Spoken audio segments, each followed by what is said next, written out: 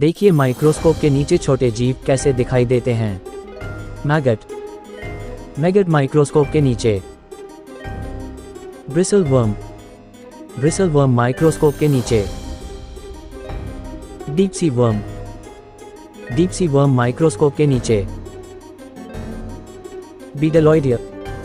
बीडलॉइडिया microscope के नीचे। Zebrafish larva.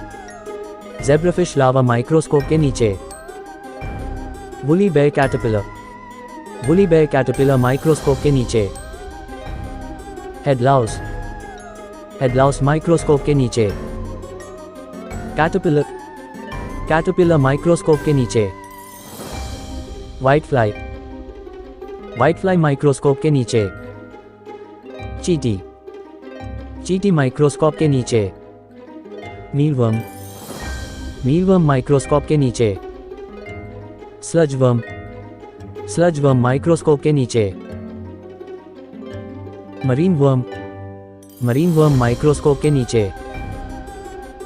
Tadpole. Tadpole microscope के नीचे। Water bear. Water bear microscope के नीचे। वॉस्प। वॉस्प माइक्रोस्कोप के नीचे। Zebrafish embryo.